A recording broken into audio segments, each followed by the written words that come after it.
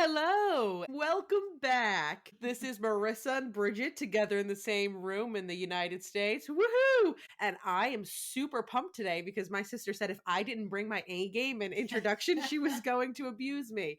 Is this pumped for you, Bridget? All right. Settle down. Yeah, welcome back, everybody. We took a little hiatus because I was on a flight. We could not record last week. I was literally flying from Manchester to JFK. So now we're here. I'm in the US. I'll be here for 4 months. So yeah. Woo! I am just super happy. All right, she brought the enthusiasm. Anyway, so actually you should fill them in on your flight, your lovely flight and your puker. Boy, yeah. So I was fine. So first of all, you need to be under up to 33 weeks to fly internationally. I was 35 weeks. I lied on my fit to fly form, but don't report me. And the flight was absolutely fine. I was with some, it's just the two-seaters. And when you get really lucky, I don't know how, I was sat all the way up in seat 9. And I was with another young woman. She was small and just kept to herself. And I was like, perfect. And I told her I'm pregnant. I'm going to get up to pee a lot. She didn't mind. But then about an hour from JFK, so it's like a 6.5 hour flight. It's not too long. Sometimes it can be 7. The guy right across the aisle from us started violently puking. The noises coming from him were horrendous. And he was just exaggerating it almost like a kid does to get everything out. Yeah. But I was like, oh my God, we better be close. Because if we're in the middle of this flight, sometimes they just turn around or do emergency landing. So I was panicked. I was like, it's now or never. I'm too late in pregnancy. We got to go. Thankfully, we were only an hour from JFK. And basically the flight attendants just gave him fresh bags to puke into. But I was like, go to the bathroom, please. But he didn't. He just took new bags. I don't know. So hopefully he's okay. He looked quite clammy and unwell, but then he was saying he felt much better at the end. I don't know if he ate something funky or if he was brewing something before. No, he looked clammy when he got on. He was coughing. Yeah.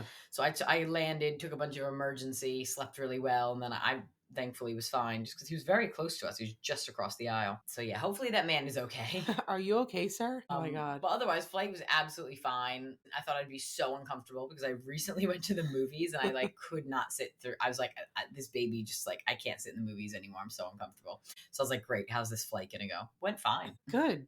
Okay. Alrighty. So she's here, ladies and gentlemen, thank God. And the festivities can begin. And they have. So we did ask a few questions on our Instagram at Psychotic PY Podcast this past week.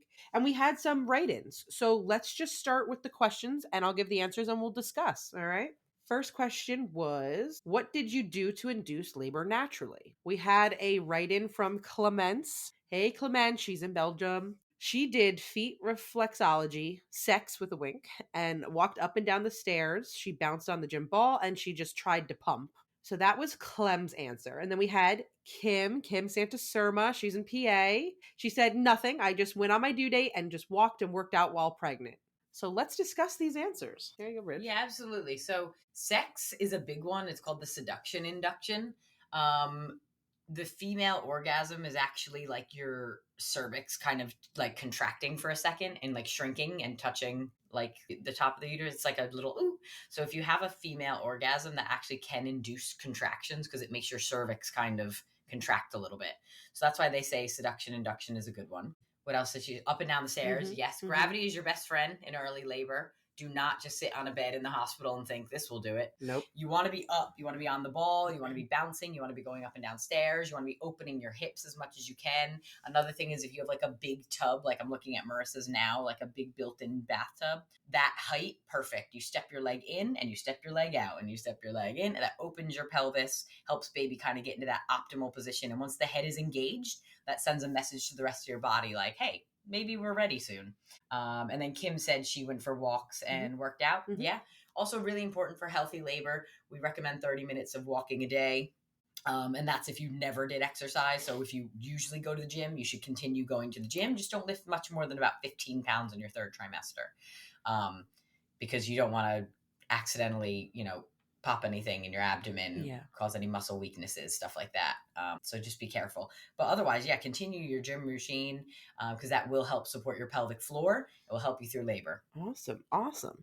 Obviously, she's the expert and I agree with everything she said. So yes, next question was, what did you do to prepare for labor? We had Clem write in again.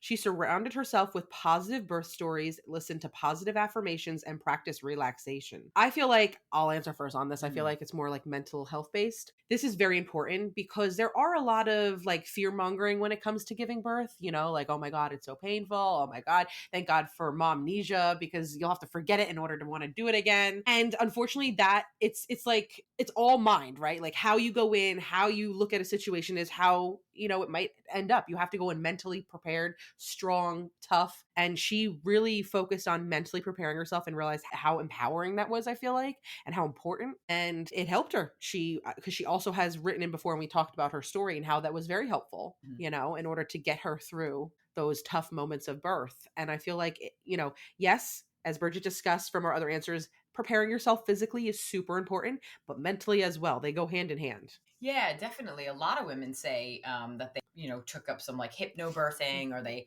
watched videos on YouTube of women birthing naturally, just because if you don't see something like that every day, you don't know. So you need to see it and witness it and be like, oh, wow, like the human body can do that. That's crazy. So yeah, definitely fill your brain with all the positive affirmations and the knowledge you might need. And yeah, no, I think that's a great way to prepare for it. Absolutely. Last night, Bridget had me watch a movie that was on Amazon Prime called Babes. And I actually will say, after now having given birth to 2 kids in 2 very different ways, that it was a very realistic movie and I liked it. They didn't do the whole like, how movies like you instantly your water breaks, you rush into the hospital, you do a lot of grunting, but you know, like that's just like not really realistic. And I thought like the way they showed the journey, the whole pregnancy from finding out whether it's a surprise or not, to your feelings, to how your dynamic between your bestest friend or sister, the dynamic will change because again, once you have kids, yes, your best friend can't be your main person, right? You're very stressed out, especially if your kids are close together. When you have a kid regression, how that dynamic with parenting affects your best friend's not understanding you and your husband or partner having conflict and figuring that out. And I thought for anybody who really wants a realistic point of view of how your life may change, both positive and negatively, watch the movie Babes. I actually really liked it. It's hilarious as well. So it's Alana Glazer and Michelle Buteau for any like Broad City fans stuff. You'll know Alana Glazer. It's really funny. It's so good. I also love the way they do labor. And it's just really hilarious. And it's about friendship and motherhood and parenthood and yeah, navigating being a best friend, but also obviously having to be a partner and a parent. Yeah, it's really funny. We had a great time watching it last night. And and they do show both dynamics of being a parent with a partner and single mom, which was nice. And I think one of my favorite quotes, which I really understand now on a personal level, is when the mom who has her husband and already has a son brings home the daughter and she says, you know, bringing your second child home when you already have another child and getting used to the adjustment is its own kind of personal hell.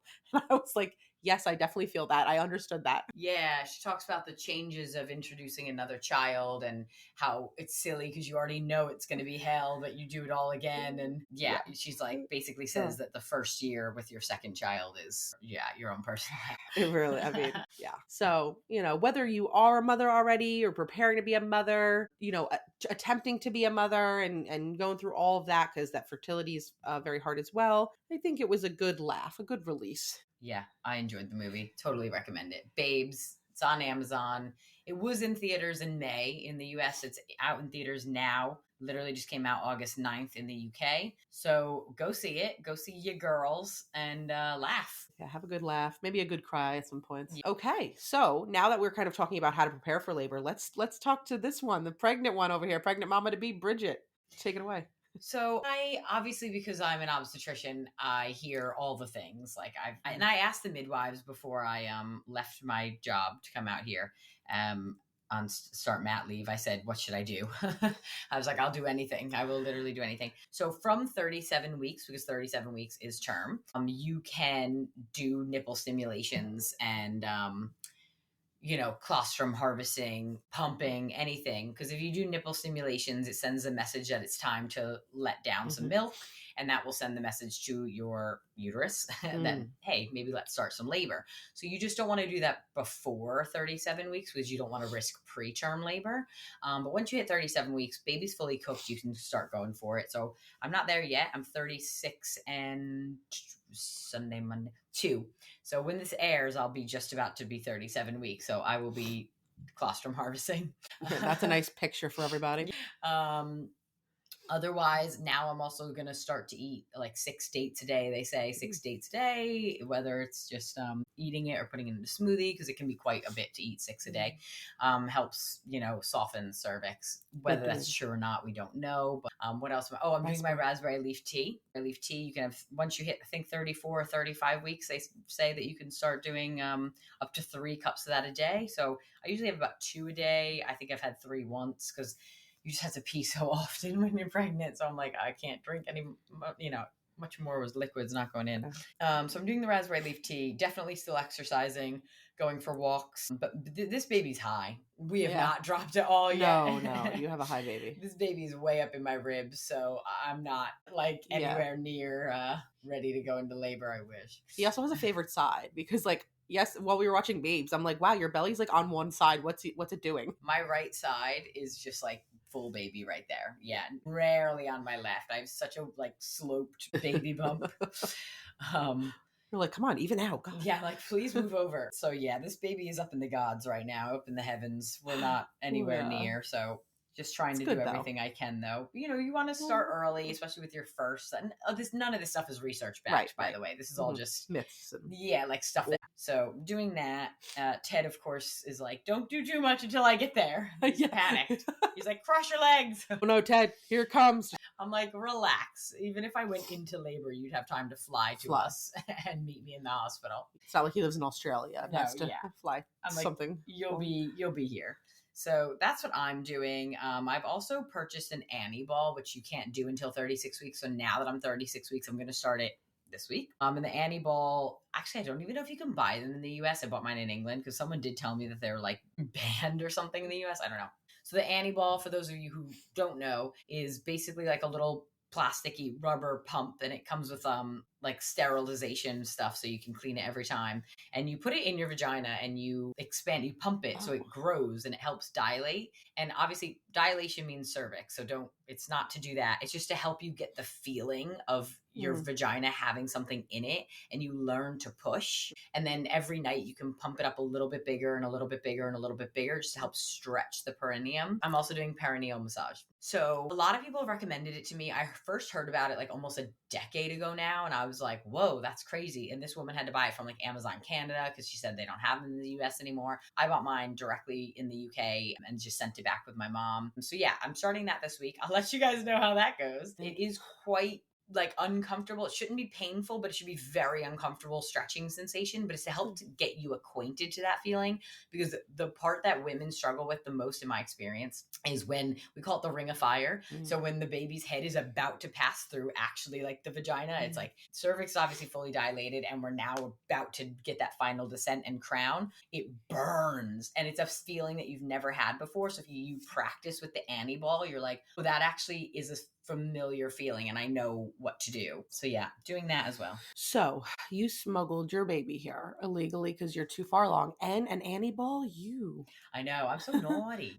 Yeah, I know. And the woman on the plane was like, oh, how far, one of the flight attendants was like, how far along are you? And I panicked and I was like, 28 weeks.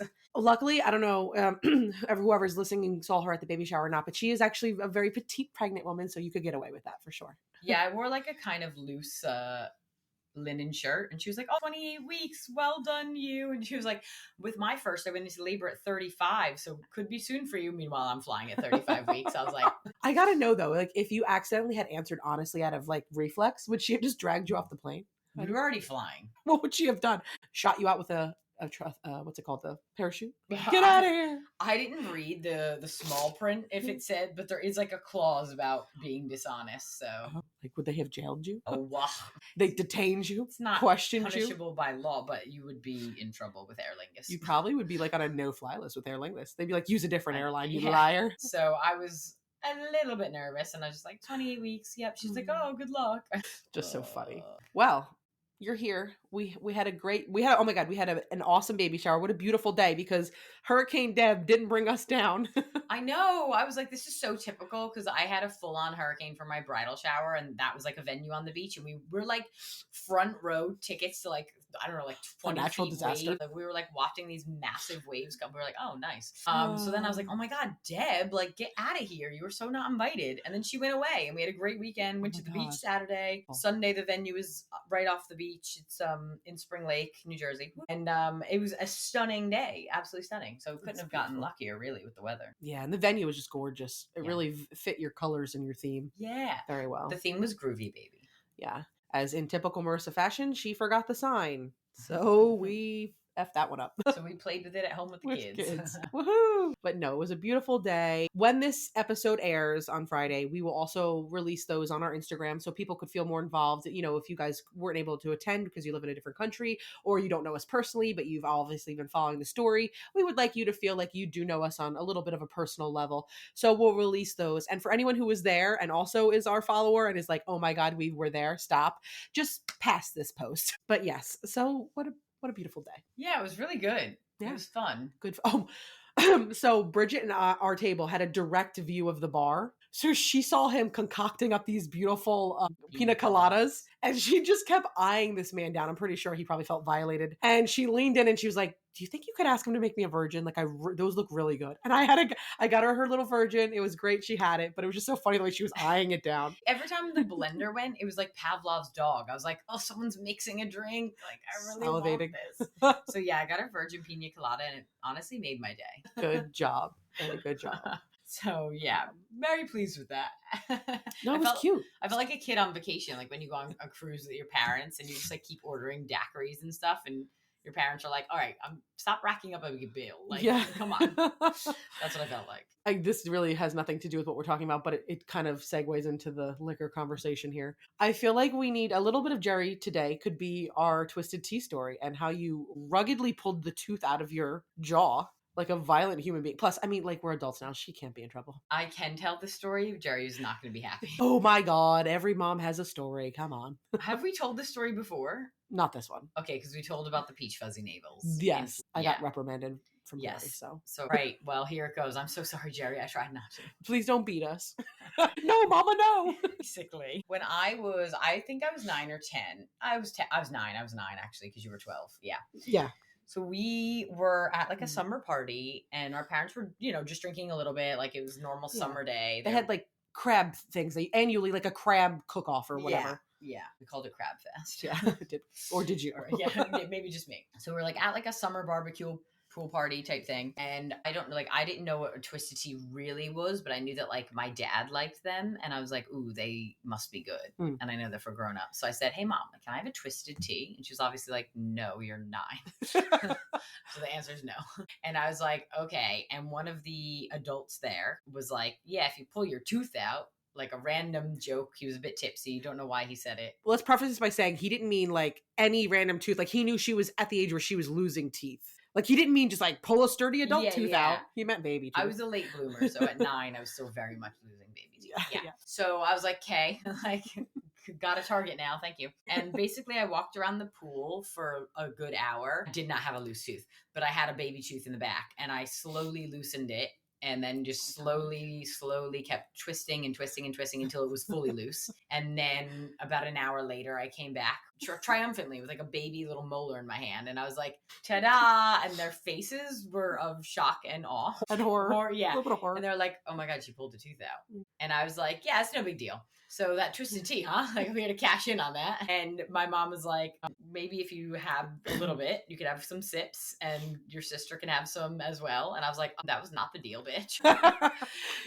Actually, hearing the story back, you might be a little alcoholic. You ripped a tooth out. I know, it sounds so bad. I was like, sharing? Like, is not no. caring. Is not caring. Marissa did not do that. I did. But anyway, she's like, here, poured some in a cup for Marissa, poured some in a cup for me. And that is the twisted tea story. Marissa ended up being like, dramatic. I feel tipsy. And we were like, okay, you've had 2 sips. I feel like it would have been better, though, if after you got the twisted tea, you looked at the whole table and was like, you have blood on your hands. So that is the story. Child Protective Services cannot come for us anymore. We are far far We're too old. adults. Ha ha ha. Suckers. So- We lie on airplane flights. We are just hardened I know this criminals. is not a good episode for us. This is making us sound really, really bad. Everyone has a story, please. The amount of kids that I grew up with their parents allowed, please. Jerry was by far the strictest. I would say nowadays these stories are going to dwindle because of social media and everything. Like, Yeah, they're afraid. Yeah, There's more liability. Yeah, people do not allow their children to get away with as much, but I completely agree with you. When we were growing up, like, that was not that wild of a story. No, every and all of our friends would agree. Our mom was definitely the strictest. Yeah.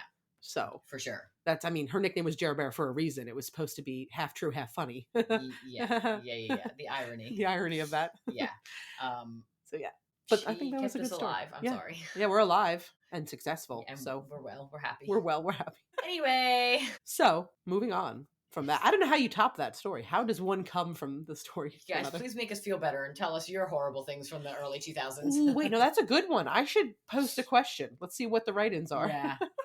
People are going to start doing it anonymously for legal reasons. They're like, do not say my name. Yeah, I'm okay with that. I'm okay with that. All right. So speaking of like labor inducing and all that stuff, we're just going to touch briefly on Jer Bear. So we were all late babies as far as I know. Yeah. Yeah. I mean, late relatively, due dates are a guess, but I was 40 weeks and 10 days. I think Marissa was approximately that as well. Michael, we don't know, honestly. I don't know. But he wasn't early or on time. He was definitely like a 41 weeker or something like the rest of us. Yeah. Her womb likes to keep him in. Yeah. So Jerry loves telling the story really just of her first one, because then after that they were just like the same version but quicker. But with Marissa, she was like basically like she started in church. She says that she was at church for, I don't know if it was just church or a funeral mass, but she was working and still wearing heels at 41 plus weeks. And she was in church and felt like very random, maybe 1 an hour type like contractions. So she was like, fine, I have literally like a day, like these aren't ramping up. And eventually they became more painful. And then in the middle of the night, that night, I assume, like early morning, she was like, okay, I really need to maybe think about making moves now. Like the contractions are coming, they're regular, they're strong.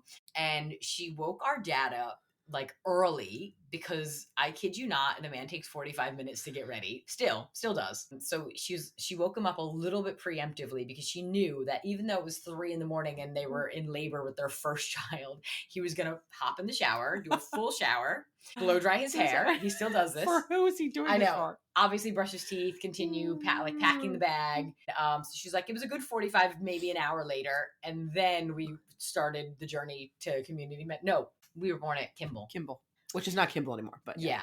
So then she started the journey to the hospital. So she's like, timed it perfectly, because I knew I had like a good hour of him just primping to go. And I was like, that's so odd. Like, it's the middle of the night. You're going to a hospital. Who cares? I wonder if in his head he's like, I'm about to meet my baby and first impressions are important. He's just like, he's such a routine guy with stuff like that. Like, he's like, well, I'm up. I got to shower. I got to blow dry my hair. It's like, no, just get up, put some sweats on and let's go. But obviously Jerry she knows him very well. So she was like, this is what's going to happen. So I'm going to wake him up just like a scooch early. Yeah. Well, actually this segues kind of, I think, into how when you're a first time mom versus when you're going after that, how you feel about packing your bag. So personally for me, I overdid it with Jack. Like I thought I was going to need all these cute outfits. I was going to do all these different changes, even on myself. I kid you, I was like in the same diaper the whole time I was there. Okay. You're not changing your baby there. You need one outfit. Yeah, that's it. Yeah, no, I didn't know. You don't even need an outfit. You don't need one because they put them in the thingy. They do, but a lot of people bring one outfit. Yeah. But so make sure you have just one maybe in case you want. That's it. There are no changes. You're not there for many, many days. No.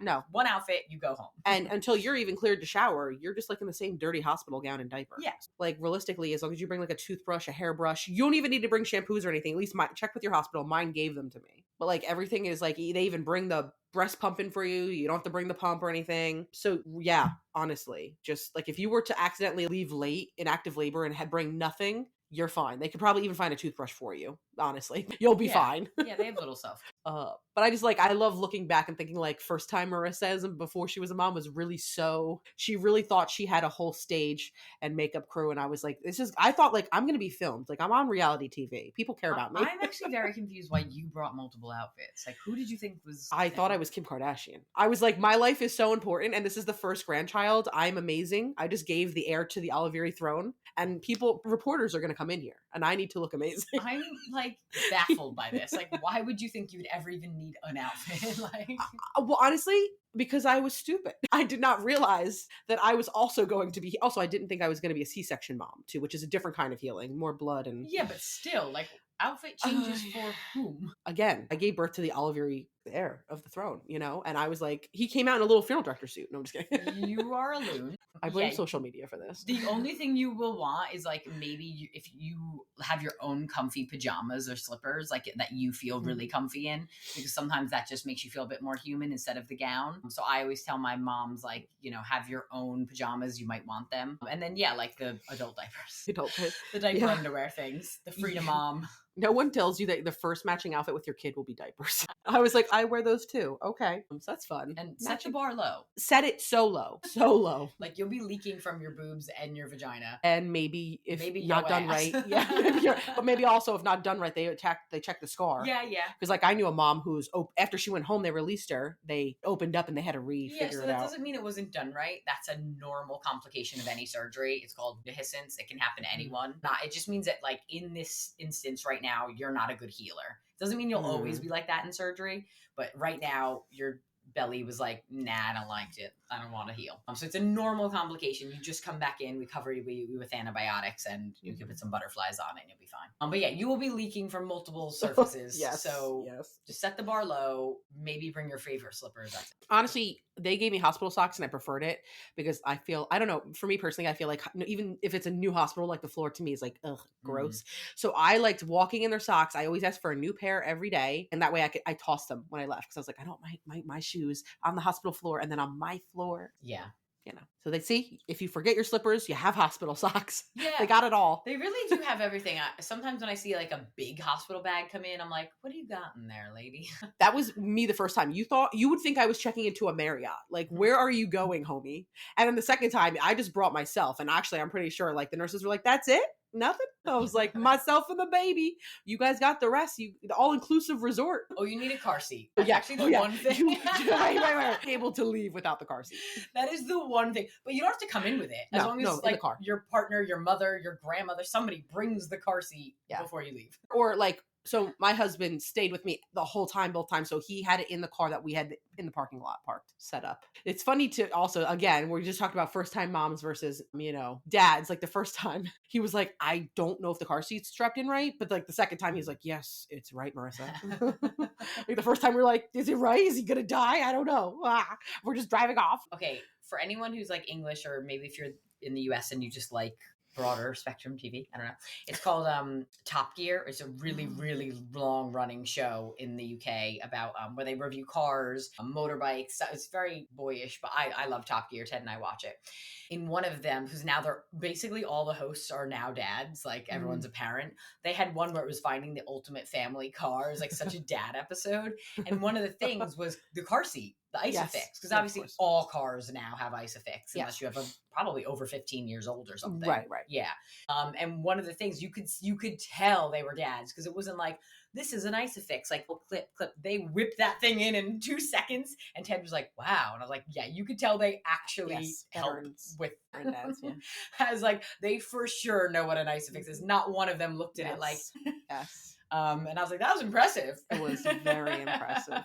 So for all you parents out there, if you know what an Isofix is, you know how to do it. For anyone who's not a parent, read up on the Isofix. Yes. It has changed lives, I think. You no longer have to like figure out how your car hooks up to the car seat. Remember, you used to have to like, you have to, read how your car specifically would like, yeah, that was very annoying. But no. And then you'll end up, you'll finally go into the stage of life you said, I will never do that. Like Marissa said, I will never get a minivan. I'm proud to say I'm the owner of a Carnival, and I love it. I love my bitch. Listen, because I'm driving around the circus, okay? I need a clown car. They are, that's true. Your children. I love it though. Belong in the circus. Because they're talented. Thank you. No, I love the room. It's weird because I used to watch moms say this and be like, you're so lame and you're a loser. And now like I'm saying the same words I swear mom's friends were saying. Like I'm like, the room, the leg room, the space. I love it. But why not an SUV? No, the doors. When I have to fight a toddler into a car seat, it's easier when the doors open themselves. So I don't have to use an arm to ring open a door and hold a child that's trying to bite me. You know, like I can just, that's me using the sliding door motion, guys. It's just so automatic. I love it. All right, Ted and I are team SUV. We already have one, so I just want to let you know that I was also team SUV up until my second child. And then I was like, give me the minivan. Ted, don't get any ideas. You're going to love the Carnival, I'll tell you. I'm going to be a salesperson while he's here. I'm like, look at this, look at this, look at this. It's great. It's so big. No, so we have kind of like a daddy wagon, but we had it before I was pregnant. And now, so Ted loved this car. And now that we're having a baby, he's like, it's such a parent car. I'm like, you wanted this car. Like, you chose this of your own free will and volition. Like, you made this happen. And we have a crazy high car payment. Like, you wanted this. It's a nice car. And now he's like, it's a bit parental. And I'm like, oh my God. Well, you are parental now. So I know. That's funny. So we'll see. Yeah, he's Yes. like, I want something a bit sexier. I'm like, no. That really doesn't happen. Yeah, I'm like, we're not. He's like, we can definitely get a 2-door. I'm like, no. No. No. He's like, it's only one kid. I'm like, yeah, okay, you put the car seat in, but it's 2 doors. Remember, I had to do it in Mom's. Gaga is her grandma name. Coops are for bachelor and bachelorettes, not married people with kids. It's so hard to get the car seat in when you have to, because with a 2-door, you're at an angle. Yes. I had to physically get in the back of the car, Yeah. put the car seats in. Oh, it hurts your back. I'd have like bad mom anxiety when Mom would have him, because my thoughts would be really dark. If they go over a bridge and go off, how's she going to get the car seat out? Like, you know what I mean? So as a mom, having all these awful thoughts just come in, I was like, I hate the Coops. I hate them. Yeah, I was like, sorry, Ted, we are shutting that down. Like, I'm just not breaking my back getting a car seat in and out of a 2-door car. It's so painful. And I was much younger doing it with Jack. I was like 25 when he was born. Now I have a janky back like all the time. Because your kid. Yeah, I don't need to like lift a car seat to know this is going to hurt. No. Also, you don't want anything too nice, because what I've learned is your kids will F the car up in all ways possible. And even if you're like, which we thought we were too, and we quickly decided not to, because we realized if we fed them, let them have their way, they'd shut up. Even if you are a stickler like my mom with like no eating in the car, you still have to worry about the random, like my first kid who decided he just became 1 year old and would violently puke in car rides. You can't plan for that. You don't know when it's going to happen. So like they're going to mess your car up even if you're the neatest mother, because there's just things that come up, poop explosions, puking, because car sickness. You don't plan for these things, and like getting a nice car is a waste of your money. Perhaps. So yeah. Parenthood is fun. Parenthood is great. Also, I was just preparing my sister for like, obviously she's a doctor. She knows all about it, but the hormones experienced after you finally give birth. And recently I told her my little sappy story of how I was like super happy after I gave birth to Jack. But then like my husband went to get the car. He pulled up, we put him in, and I sat down and I started like tearing up. And he looks at me in the rearview mirror, because I was weird and I was a psycho, and I sat next to my first child in the back. And he was like, why are you crying? And I just looked at him and I said, journey is over. And he's like, what the hell? Do I have to check you back in, psycho? It's like, baby, the journey's just beginning for the next 18 years. Like, yeah, he was like thoroughly concerned. He was like, because I was like the person that like they kept pushing back the paperwork to release me. And we were already there longer than even my second kid because of him in the NICU. So I was like, I want to leave. Get me into my own bed. I finally get my way. And then I start crying. And he's like, do you need help? Are you okay? Pregnancy hormones. They make you do crazy things. You're not kidding. Weird. Anyway, yeah, so I'm excited. Looking forward to that. I'm so excited though. This is my first niece or nephew. I'm so excited. I know. It's weird. Like my whole pregnancy, it was like the finish line almost was getting to the US, because it was like, once I'm there, then it's real. Then I'm very like, I'm over 36 weeks. I am 9 months pregnant right now. Yeah. So it was like, once I get to the US, like it's real, and I really need to plan shiz. Like, we don't even have a name locked down. You have options. We have options. And now that I'm here, I'm like, oh, it's real. Like I'm actually here 36 weeks pregnant, and like, eventually this baby's coming. So it's making it really real. This is the first time I've ever been nervous about pregnancy, really nervous. Like, I feel a bit like butterflies in my stomach. Not so much for like the pregnancy or anything, but for like parenthood. Oh, parenthood. Yeah.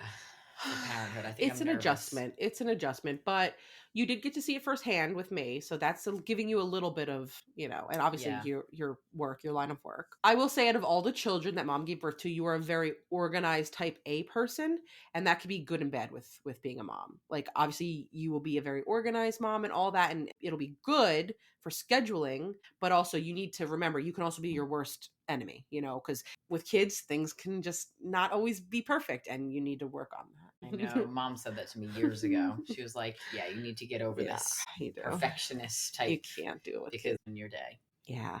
As I stare into the abyss and dissociate. No, Meditation, it'll be fine. we call it now. Meditation. Your friends asked me at the table yesterday, Yeah. what's the difference? I said drama. The table quietly. What is the difference between meditation and dissociation? Yeah. Drama. I'm pretty sure they all started questioning, like, they're like, wait, is that? What have I done? But yes, so I would love to give you that piece of advice, because I don't want you to get so hard and the hormones that take over and you just feel really low, when really, if you release the control in some things, your life will be smoother. Low expectations, like you said. Yeah. Very low, like in the ground sewer. Oh, Let the but kids surprise you. I want things to be I can't, though. smooth and You the way can't. I want them to be. Here it comes, Toby. Good luck with that. I know it's really hard for me, but like I like to be in control of everything.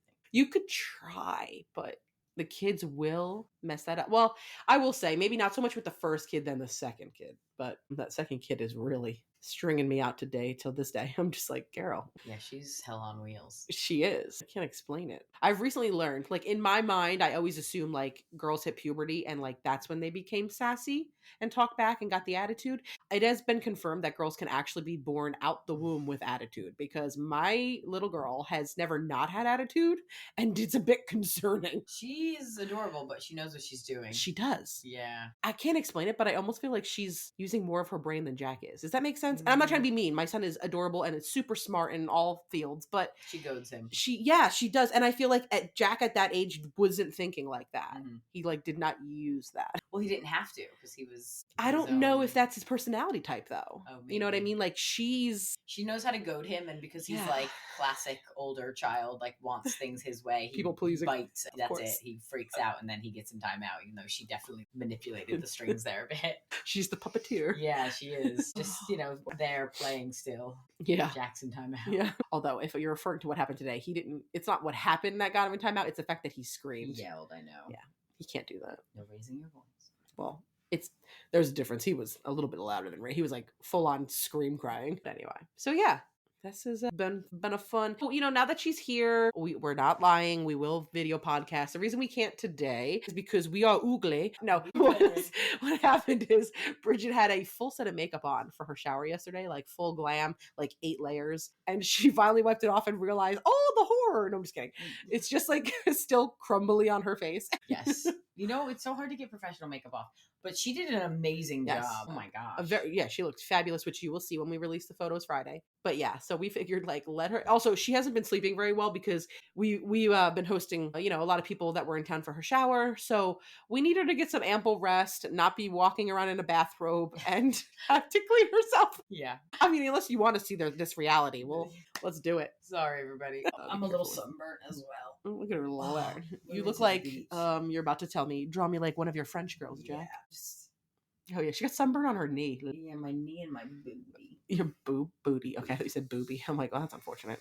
My booty. Oh yeah, bit of a casual podcast today because we just wanted to like fill you in on our personal lives. And yeah, when this airs, I'll be like 37 weeks. Yay! And she'll be harvesting colostrum.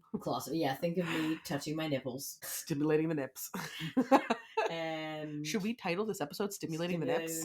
Will we get banned on YouTube? Our next one, we want to we'll post a question about your early 2000s irresponsible stories. Yes, I want to know people. You can do them anonymously, that's fine. Yes. But we want to know your deep, dark secrets and what your parents let slide back in, 2004. Absolutely. 100%. Yeah.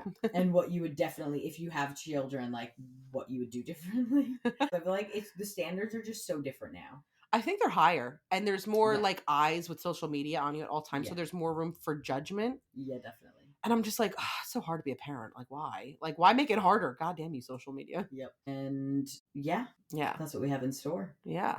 Can't wait. So, as always, like, follow, and subscribe to Psychotic PY Podcast on Instagram and YouTube. And we appreciate you all, and we shall see you soon. Yes, please subscribe and tell us what you want us to talk about. She's like, please. So, yeah, thanks for joining us. All right. Toodaloo.